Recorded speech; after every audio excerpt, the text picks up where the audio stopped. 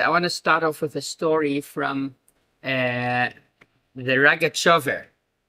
First of all, a warm welcome to Lawrence. Welcome back to Israel, and Mazel Tov for all the special occasions. And welcome to everyone. I'm married. My next son got graduated from college. That's why I went back. To yeah.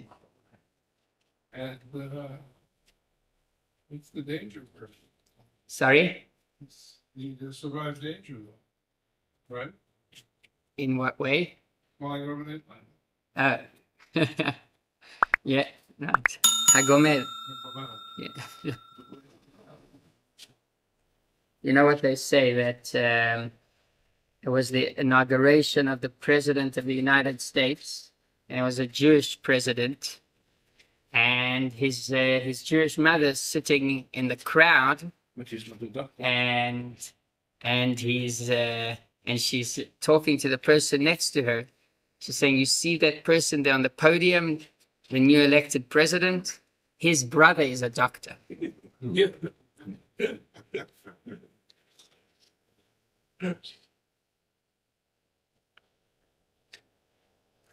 Education was always a big thing in Am Yisrael, for a good reason. So the story is about the Rechavia. The Rechavia, he was a very famous rabbi in the city of Dvinsk. He was actually a Hasidic Chabad. He wasn't Chabad Lubavitch. There is Chabad and Chabad Lubavitch. Basically, Chabad was the original Hasidus. It was established 200 years ago. And there were like 3 or 4 offsprings that came out of Chabad. It's interesting, and that's why we are called Lubavitch. We are not just called Chabad, because there's Chabad Kapust and there's Chabad, a few other types of Chabad. But today, today the mainstream is Lubavitch. So I think there might be a few that are related to Chabad Kapust, but definitely after the Holocaust, unfortunately, there are not many of the other offsprings left. And the Rechavia was a Chabad Chassid, if I'm not mistaken, of Kapust. So he started off Chabad, and he was very close, actually, to the Rabbi Rayatz, the previous Chabad Rebbe.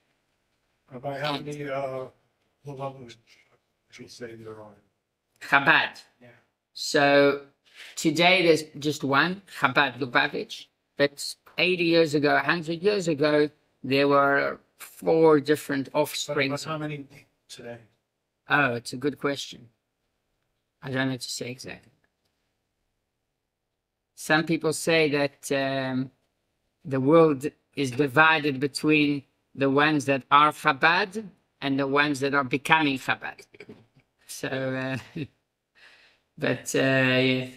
Chabad is like Coca-Cola. Yeah. So the Rechavia was at one of these conferences, and another rabbi approaches him and tells him, "Mazel Tov, congratulations." He says, what are you saying Mazel Tov for? So he said, "For your wedding." But he said, "I got married 40 years ago." So he told him, according to your teachings, the idea of marriage is something that is what's called a pe'ula nimshefes, an ongoing action. So the whole idea of marriage, we're not only speaking about the relationship side of things, but the halachic side of things. And he brings certain proofs to this idea, and the proofs are that it's basically an ongoing process. It's not like, let's say, when someone acquires a certain possession, so you buy it once and that's it, it's yours. It's not an ongoing process. You're not buying it every single moment again. But marriage is a different kind of connection, a different kind of bond, so it's considered to be an ongoing process. So, and that's why he got a Mazel Tov. Exactly. And this for sure has to do with the whole concept of marriage and relationships. It's something that we've got to constantly be working on and remarrying. So yeah, so that is, and we not only that, but a person comes and says, "Well, I smiled to this person yesterday, and he's not smiling at me today. What happened?" So the answer is that you smiled to him yesterday and he smiled back yesterday. You want another smile for today? You've got to smile again.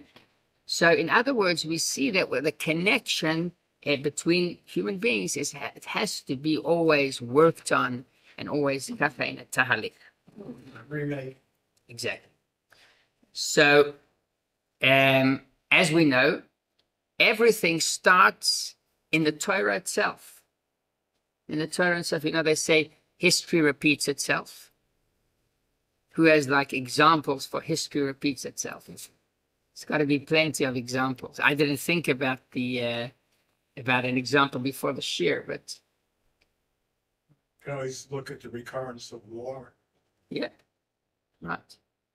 And people say, it's not going to happen to me, not in my times, not. But history repeats itself. Why does it repeat itself? Aren't people smart? Don't they learn from the... when we say history repeats itself, it starts within ourselves. History is made out of individuals that make it. So when we say history repeats itself, us as individuals, we repeat our behavior. So we know that history repeats itself because of the fact that we might have learned once or twice. Sometimes it takes 3 times to do the mistake again and again. And you might know that it's wrong, but that's who you are. So it's very hard to fight that. We are studying the Parsha of the spies, the Meraglim, Parsha Shlach. So the Meraglim, the spies that Moshe Rabbeinu sent, they were unsuccessful. Here's a time where history did not repeat itself. Yehoshua, before he conquered the land, he also sent spies. And history did not repeat itself then. Because the spies that Moshe Rabbeinu sent, it was a total failure. They came back with bad reports. They ended up causing the Jews to stay in the desert for another 40 years. So it was a bad idea. The spies that Joshua sent, mission accomplished. They went to Jericho. They escaped. Perfect. They conquered the city. Great. What was the difference? 10 slaves that went originally were slaves, and the mentality was slaving them. The way they looked at life and the way they looked at the world was different than the new group of slaves that were born in the desert, and they had a whole new understanding and a new teaching and a new way of embracing the future. Right. Yeah. So that's a very good point. So that's about the difference in the personnel, the people that were carrying out the mission. So that is one thing that there's always a change. There's always development, training the personnel, making sure that you have the man that is fit for the mission. So yes, that's a very good point. That's a very good point. Yes, Hanav. So the time of the spies was the only time in existence ever that where supply met demand. What do you mean supply met demand in this case? So they were part of a generation of man. Yes. So there was never a time like that again, or supply. You mean in that? Yeah. You do a little economics. A bit. So there was history is always catching up. Sometimes one is exceeding the other, but this was the only time of a perfect, what's the economic word? Equilibrium. Yeah. For supply. And people still were not happy. They were not happy, right? That's the most amazing. Would you be happy if every single day? Only with a guitar. But what about this? You get your guitar every single day at the front of your door at 8 o'clock, 8 a.m., and you put it there at 8 p.m., and it disappears. Would you be happy with that? Oh, there's a bit of uncertainty about the next morning. At the airport. But so that's it. That was their challenge, So on the one hand, yes, they were taken care of completely. Yeah, there was no, like you say, supply and demand, fix, as they say.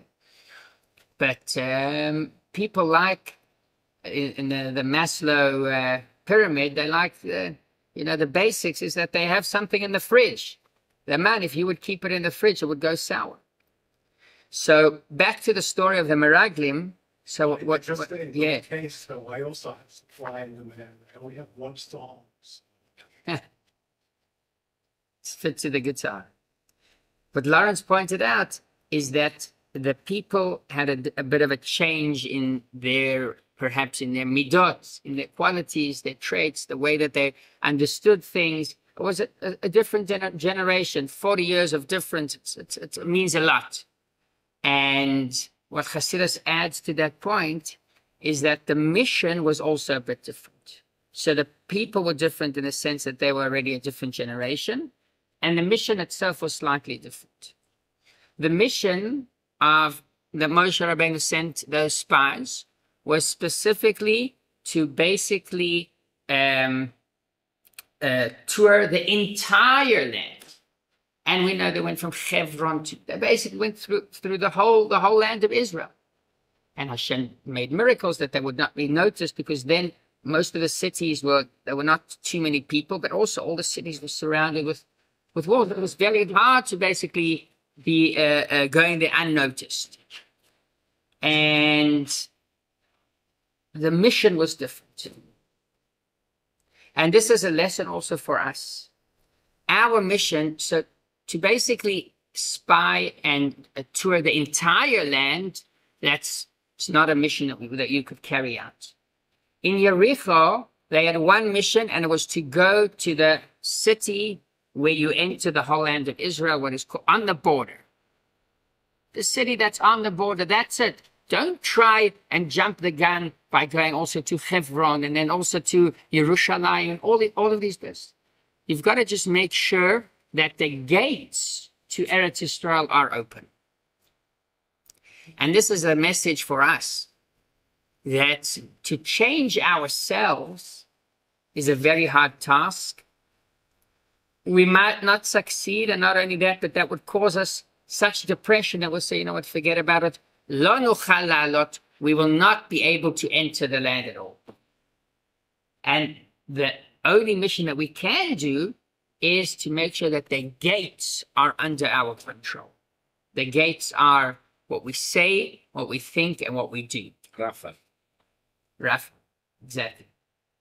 What's going on inside, it's not for us to change. Yes, Lance. In this Torah portion, can you explain, did God tell Moses to send out the 12 spies and gave him instructions of what they should do? Or was it Moses' vision and idea to do it? I heard two different explanations. Can you explain the different versions of this Torah? So that's it. That's a very good question. There is, right at the beginning of the parsha, it says, Shlach lecha. You said. So it was a request by Moshe, and Hashem says, I don't command you to do it. If you want to do it, gesund tehet, as they say, you can go and do that. So it's not under the command of Hashem. To say that Hashem approved it, I don't know exactly where to draw the line between approved or allowed it to happen, or said, you know, I don't want it to happen. But that's the first Rashi, I think, on the Chumash, that it's Shlach lecha ledatcha, according to your opinion.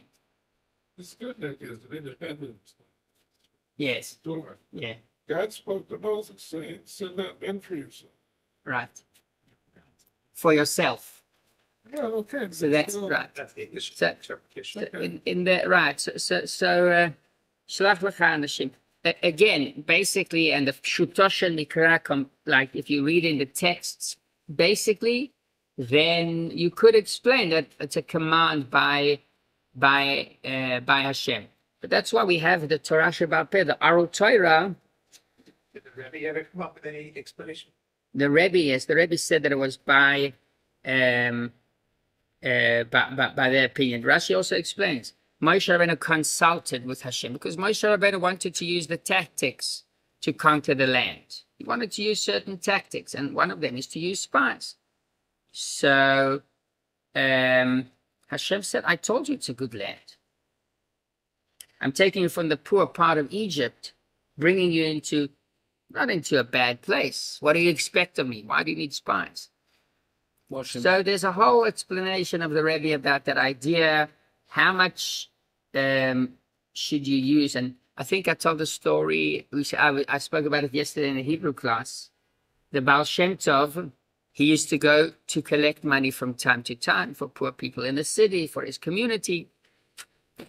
One day he goes and he knocks on the door of this rich person. He continues walking. The rich person opens the door and he sees the Baal Shem Tov walked by. So he rushes over to him. How can I help you, Rabbi?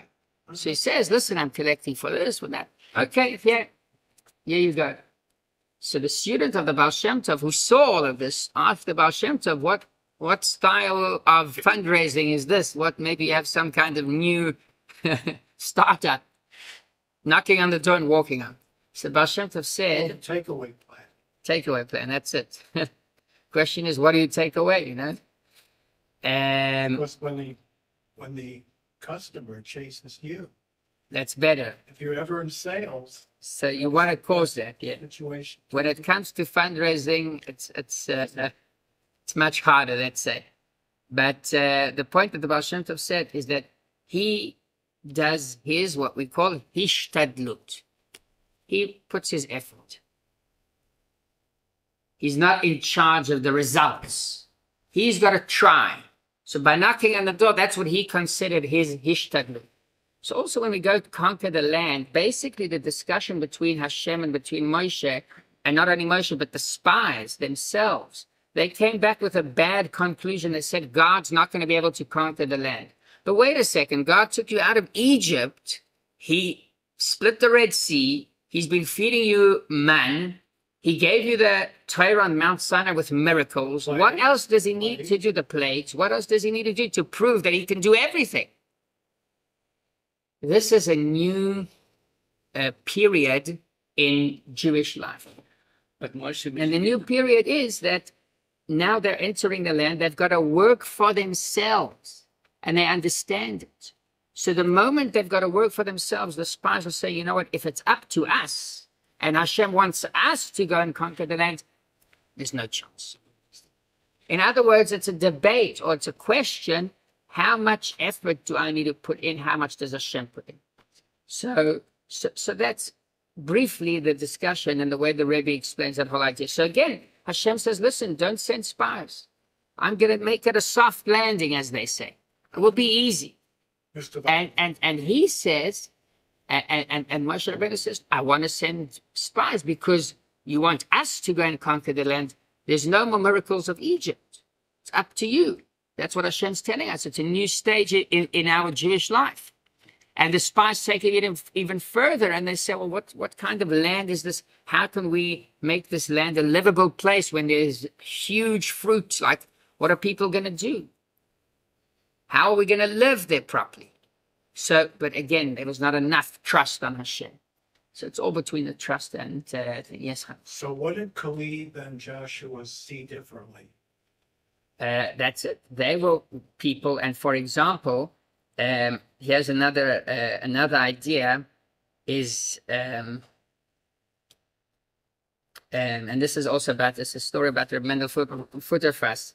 And Yaakov Meir, I didn't forget your question. The Reb Mendel Futterfass was a great Chassid in the times of the previous Rebbe and our Rebbe. And he was in Siberia for many years, was released from Siberia, and at the beginning, he became a Meshulach, basically. A Meshulach is basically a person that does fundraising for the yeshivas. And he came to the Rebbe and he told the Rebbe, I want you to dismiss me from this job. And why? Because he said, I'm an old man. And I slept from one place to the other. I've got to daven until I finish davening, until I finish my studies. I go out and meet 1, 2 people. I can't meet many people. And, you know, you need a young guy to go and to take it over. So the Rebbe told him that he's not prepared to dismiss him because even the small amount that he can do in quality, the souls that you make through this developing the Chabad yeshivas is tremendous. So yes, you could you could be like an unsuccessful salesman. Like in sales, it wouldn't work. If you're a salesman trying to go from town to town and sell your product, or from store to store and sell your product, so if you can't do in a day, whatever, 10, 20 stores, then, or 20 phone calls, then you are not a salesman. But when it comes to spirituality and to developing Hasidus, so you do your hishtadlus. You meet those two people. And you know where we see it in Kalev? Is that Kalev was a bad spy. They wouldn't accept him to the Mossad. And why? It's because imagine a spy that they send from Israel. They send him through the Mossad, and he goes to Iran, and he goes to Iran, and he goes to the kever of Mordechai and Esther. That's a... that's not a good spy, right? We could all agree on that. Kalev, when he goes into the land, he goes and he says a prayer on the kever of the others in Hebron. And why? It's because it was clear to him that what he does is he does a hishtadlut. He knocks on the door. That's it. He's not going to do more than that. And it's important also for us, with whatever we do, to try to do it in such a way that we don't overdo things. And like it says, that there's a isur, even when it comes to prayer, for iyun tefillah. What does iyun tefillah mean? A person that is stuck to his prayer so much and he says, Hashem has to give me this. I'm praying so well, I'm going to be so disappointed if it doesn't happen. That's called iyun tefillah, because for some reasons Hashem does not listen to you. Hashem listens, but for some reason, he decides not to accept that davening, not to accept that prayer. And you're going to be so disappointed, it's going to cause you, lack of faith or whatever it is. So Hashem says, don't think that every prayer it's going to be accepted. That's called iyun tefillah, and that we've got to make sure not. So, in other words, do your maximum, but don't overdo things. And that's the hishtadlut story. The golden mean. Yep. Yaakov Meir, you wanted to ask something? Well, I wanted to say that at the end, they were misled by Moshe. In Eretz Tovah or Rahim. In what way? He said, go and see if the land is good or bad. Yeah. So, okay, so again, because Moshe Rabbeinu is saying, we're going to conquer the land. It's not going to be all the time miracles. Now we are adjusting to a time where there's not going to be also manna. They're going to need to go and try and grow products, water the land, trees, etc. So Moshe Rabbeinu is saying, do it in your kelim. But they came back not with a total assumption that there's no chance, that it's mamash eretz. Oh, this was their state, their poll. Yeah. Not that they bespoke about the land. They made a conclusion. They made a conclusion, but they are paying because they spoke. Right. Because he says, Lashon hara it's not true. Didn't start there. It depends what they spoke about the land. If they spoke about the land that it's not a livable place, no one asked that from you. You tell us, what did you find? There's a lot of room to discuss this topic. It's not simple. It's not chalak. Let's get back to Tanya, because here we started all of this because of history repeats itself, and then we went into the fact that we repeat sometimes our mistakes. Sometimes we repeat the good things that we do because that's who we are. And you know what? Not all the time we have to change who we are. That's going to be l'atid lavo in the future. And that reminds me one last thing off the topic, but it has to do with relevant today. One of the people that established the movement of Shalom Achshav, which is a very extreme leftist movement that encourages peace, but in ways that are to give up land. So he came over to the Rebbe, and you can see it It's not a piece. on dollars.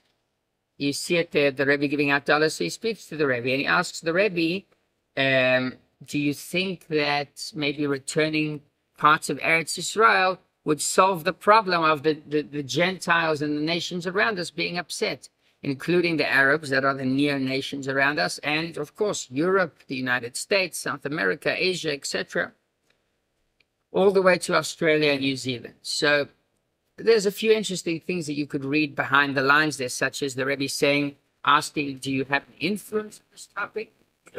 If you have an influence, so I hope not to. The Rebbe was saying that in many cases, try and have an influence. Don't just deal with like things that are theories and build out of theories an organization. And that's sometimes a big problem because Baruch Hashem, within the Jewish nation, many people have lots of ideas, and some of them are good ideas.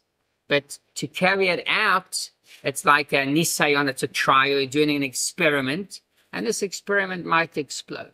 So in those days, it was more of an experiment. So that's between the lines. But what the Rebbe clearly tells him is that it's not going to change anything. If you give back the land, it's not going to make the Gentiles like us more. It's never there.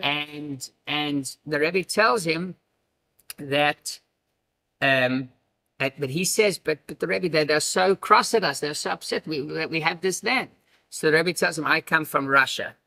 And in Russia, the Goyim never needed an excuse to do pogroms and to hate Jews. They would find an excuse, of course, but you see, what we see the most is that the reasons are not true. You see what's happening today. They're claiming things that are literally not true.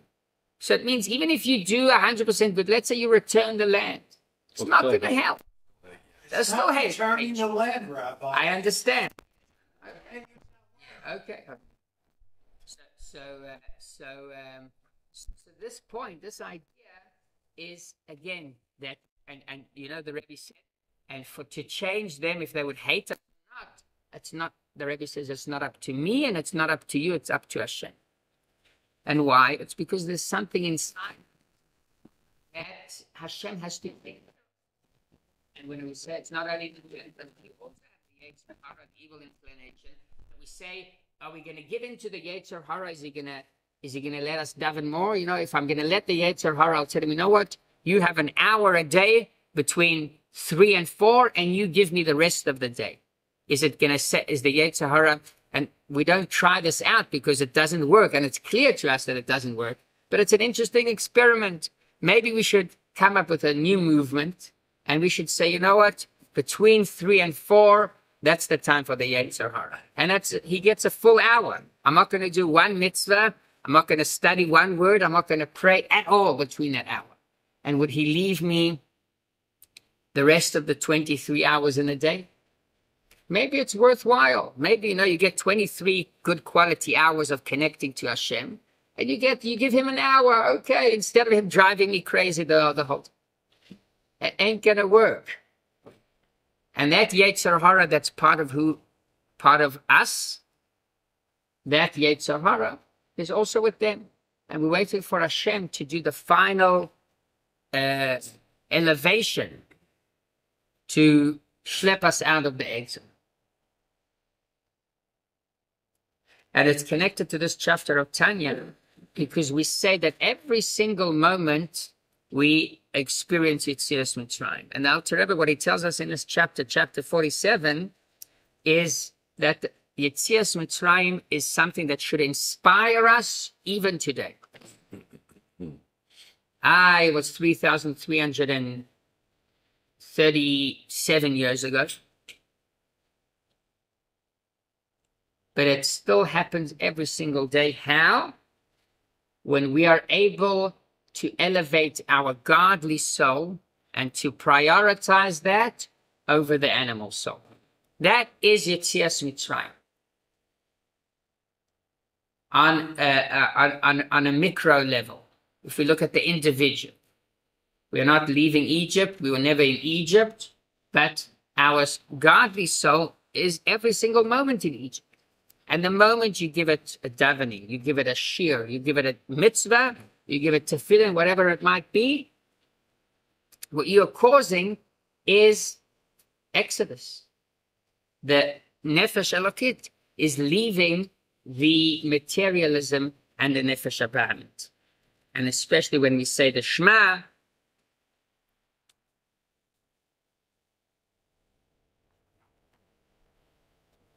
one of the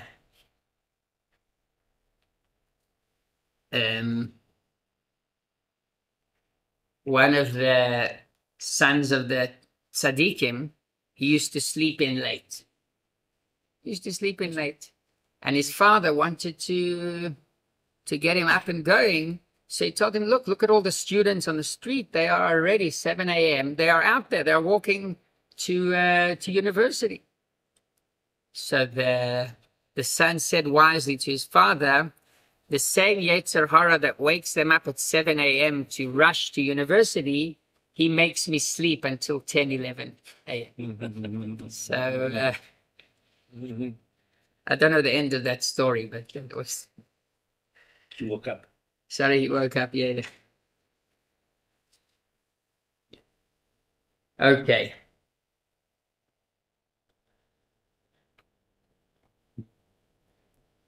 Okay, so this is the idea of Yetzias Mitzrayim every single moment, and not only that, but this is what we have the power from our forefathers, starting from Avraham, who was the first one to connect to Hashem through mitzvahs.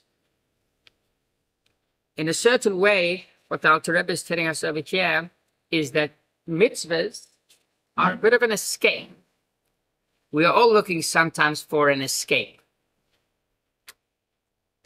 And speaking about the spies, their main reason that they did not want to enter the land is because they wanted an everlasting escape. They were in the most comfortable place.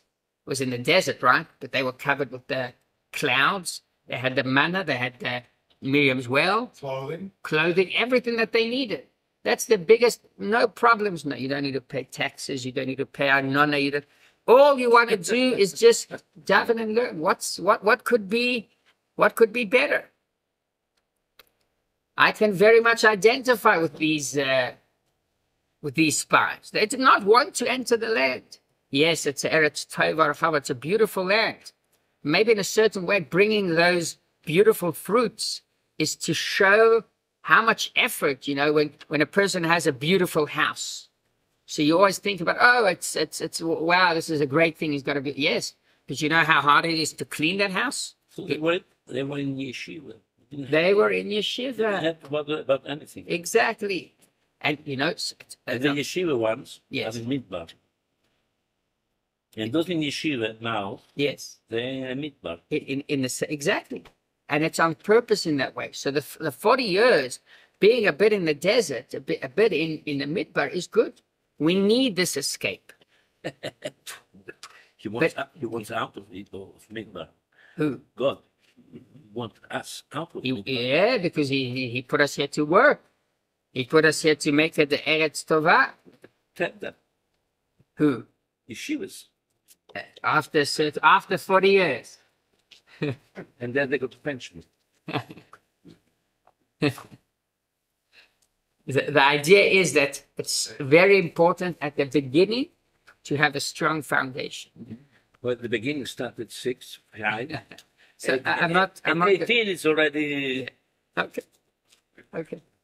People live today longer, so I think you could give them till 22. And go to the army from and then 52. If there's a proper... So why that people want to lower the timing for the Haredi to go to the army? I think today they're speaking about it, that there's more of an understanding that, yes, each year they'll be able to get like 3,000 or more than 3,000 Haredim. They have to have suitable units for that. My brother is in the army. He's in a unit that's... sorry? sign, orthodox, ultra orthodox. And yeah, he's got a unit that's it's kosher, let's call it that way. Yeah. So so if that would be the case, it would be much easier. But definitely, there's such an idea, and that's why in Chabad, most people, I would say 90%, they go and work after they get married 23, 24. They stick a year in Kollel, okay, 25, by 25, they're out and working. So The Chabad Kollel is 1 year 1 year. or 3 years. One. Some people that want to take, but it's not only that we say, oh, we should learn more. No, the purpose is to go and to make this world into a better place. So the idea of the mitzvahs, back to the mitzvahs, is for us that we have a time to escape. Not escape in the way that we're floating out, but to give room to our godly soul, and in that case, make the world a better place. When you just escape, so you're not gaining anything. You're in a different planet. You're disconnected from the world. You escape, let's say, for 2 hours between 10 and 12. Then you go back out to the world. You make it a better place. By definition, there's no other way. It's subconscious. The Torah has an influence. The Torah has a power. So this is all started from Avram. Vayisa Avram haloich v'nosaya hanegba. Avram, he went back and forth to the Negev. Haloch v'nosaya hanegba. And this, the interpretation, according to Chassidus, is that he went in the ways of Hashem. He was making the world into a better place. There's one story about it, and this is the power that we have. Sometimes we take it for granted. But there's one story about the Sfas Emes. He was young, and he started off, he was a young Rebbe. He started off at a young age as a Rebbe. And he had Hasidim that were much older. By the way, today there's also an Admor. I think it's the Boyana Admor, who is also very young. Or the Sadigura, I think it's the Boyana. And the Boyana, they have such a tradition that the youngest son takes over. And you see there are big Hasidim that are with white beards, long beards. This young, maybe he's 27, 28, maybe 30. So they asked this Sfas Emes, tell me, how could you take upon yourself such a responsibility when you're so young? So he gave an answer, and it's an interesting answer. And he said, there was once a person, and the answer is basically to each and every one of us. There was once a person who climbed up one of the big mountains in Nepal, and he reaches the top of the mountain. And when he reaches it, he sees there's a little kid running around there. So he's all shocked. He comes to the kid and he tells him, how did you make it? How did you make all this journey? You're just a little kid. It took me months to climb up. I had to bring special equipment. So he tells him, I was born here.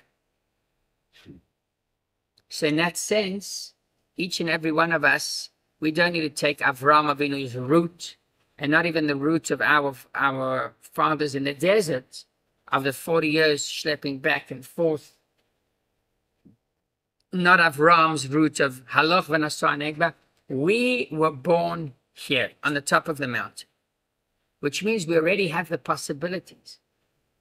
And even we think about it in a more of a narrow, small example, that the accessibility that we have today to Torah, even on YouTube here, thanks to Mordechai. And if you take a look at the shelves, you take a look at the amount of books, the translations, and you go 100 years back, in the whole city, there was one shas. That's the difference between the generations, and the privilege that we were born on the top of the mountain.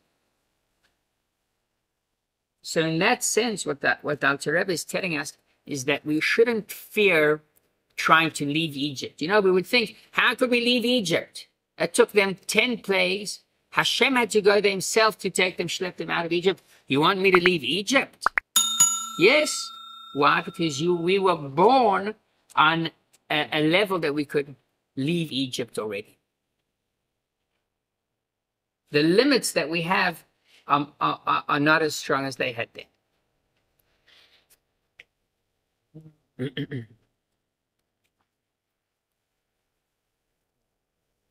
Okay, that's chapter 47. It's a pretty short chapter.